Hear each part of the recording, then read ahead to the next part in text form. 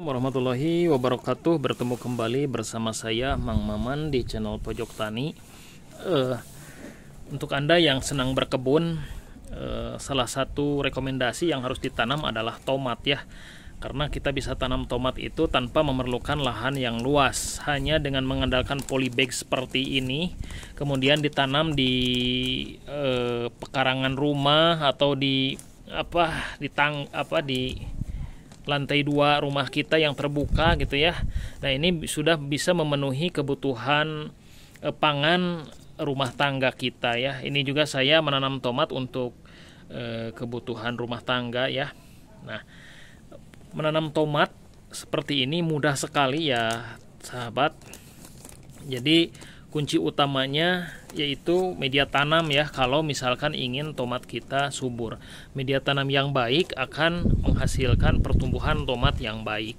Nah, apa sih media tanam yang digunakan untuk tomat gitu ya, untuk tanaman tomat?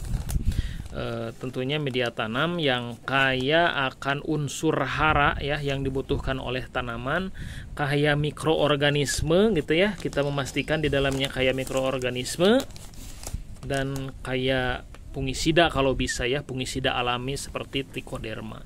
Namun kita juga kalau tidak ingin repot bisa membuat media tanam yang sederhana, tetap akan tumbuh ya. Nah, ini kalau yang saya gunakan media tanamnya ini rekomendasi dari petani tomat ya yang ada di sini ya, di tempat saya ngobrol-ngobrol. Nah, ini saya dapatkan media tanam yang ternyata ketika digunakan itu sangat bagus ya, pertumbuhan tomatnya pada subur seperti ini ya, batangnya membesar-besar, dan ternyata memang benar media tanam kunci ya. Nah, untuk membuat media tanam untuk tomat, kombinasinya sederhana ya teman-teman.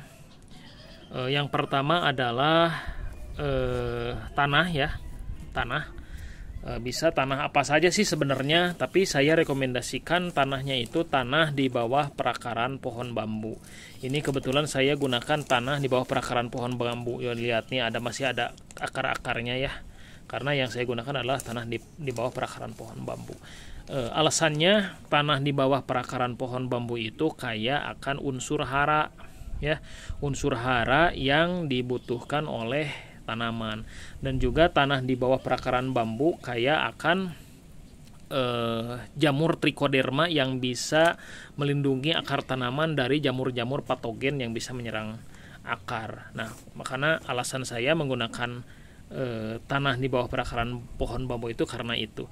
Tapi kalau teman-teman tidak punya sulit mendapatkan tanah di bawah perakaran pohon bambu, sebenarnya teman-teman bisa beli di toko-toko pertanian ya, di toko-toko pertanian, toko-toko bunga di pinggir jalan juga kadang-kadang menyediakan ya. Dan yang kedua adalah kombinasinya, campurannya adalah sekam bakar ya, sekam bakar sekam yang sudah lapuk juga gitu ya, sekam bakar atau sekam yang sudah lapuk. Kebetulan ini saya menggunakan sekam bakar saja ya. Teman-teman juga bisa menggunakan sekam yang sudah lapuk.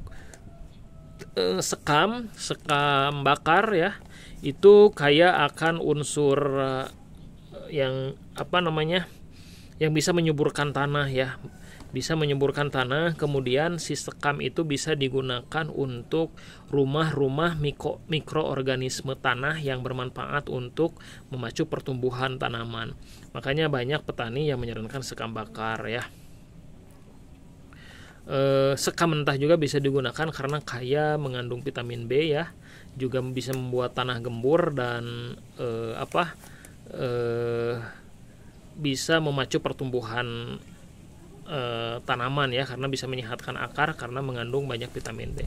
Yang ketiga adalah campurannya adalah kotoran hewan, kotoran kambing yang saya gunakan. Saya biasanya beli kotoran kambingnya itu di toko-toko bunga di pinggir jalan ya, suka menyediakan, harganya satu plastik itu 4.000 atau 5.000 ya, jadi murah sekali, bisa digunakan dalam waktu yang lama ya. Jadi kombinasinya dengan menggunakan 3 bahan tadi, tanah, sekam bakar atau sekam lapuk, kemudian ditambah dengan kohe. Nah, tanah itu 1 bagian, sekam bakar 1 bagian, kemudian kohenya 1 bagian.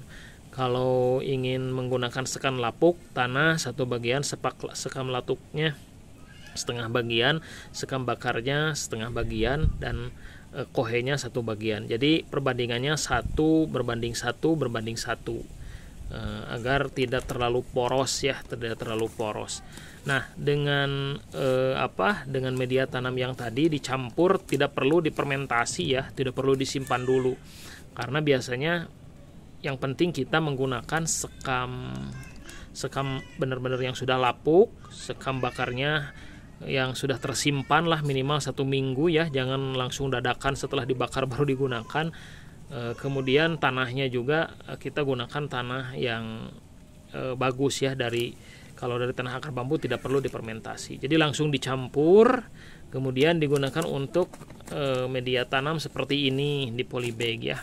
Dan itu sudah langsung bisa dipakai ya, disiram basah dulu baru digunakan untuk menanam. Tanam tomat juga bisa disemai dulu atau bisa langsung gitu ya. Kalau saya ini disemai dulu selama 1 minggu ya, setelah tumbuh semaian baru bisa dipindahkan ke media tanamnya.